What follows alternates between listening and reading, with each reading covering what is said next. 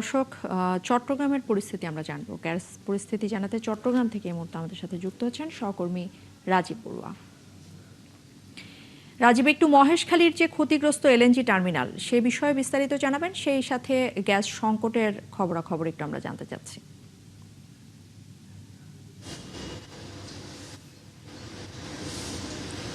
ইশরাত, মহেশখালীতে যে দুটি প্রাইভেট যে টার্মিনাল ছিল তার মধ্যে একটি যে মার্কিন এক্সিলারেটর এনার্জি কোম্পানির যে ভাসমান যে এলএনজি টার্মিনাল, সেটি আসলে অগ্নিকাণ্ডে ক্ষতিগ্রস্ত হয়েছে আজকে বেশ কয়েকদিন ধরে, এবং সেটি আসলে মেরামতের কাজ চলছে।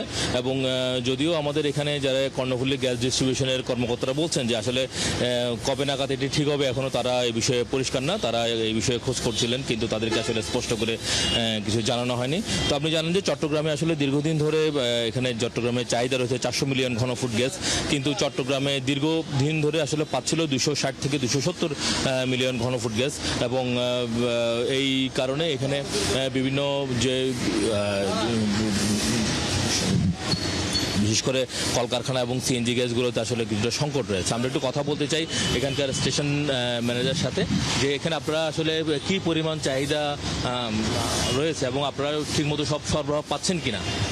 হ্যাঁ, অ্যাকচুয়ালি বেশ কিছুদিন ধরে আমাদের চট্টগ্রামে যে সকল সিএনজি গ্যাস পাম্পগুলো আছে ওগুলোর মধ্যে প্রেশার কম থাকায় আমরা দেখা গেছে সন্ধ্যা 6টা থেকে রাত 9টা পর্যন্ত পাম্প এমনিতে বন্ধ থাকে, এছাড়া তার আগেই আমরা বন্ধ করে দিতে হয়।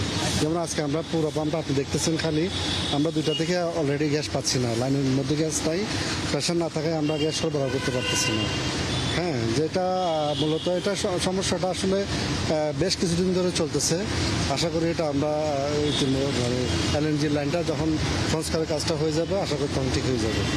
ধন্যবাদ। ইশরাত, আপনি শুনছিলেন যে এখানে তারা যে গ্যাস স্টেশনের ম্যানেজাররা বলছেন যে আসলে তারা যে সরকারের নিয়ম রয়েছে যে 6টা থেকে 9টা পর্যন্ত গ্যাস পাম্পগুলো আসলে বন্ধ থাকার, যেহেতু এখন গ্যাসের চাপটা আসলে অনেক কম, এই কারণে তারা 4টা থেকে আসলে গ্যাস পাম্পগুলো বন্ধ করে দিয়েছে।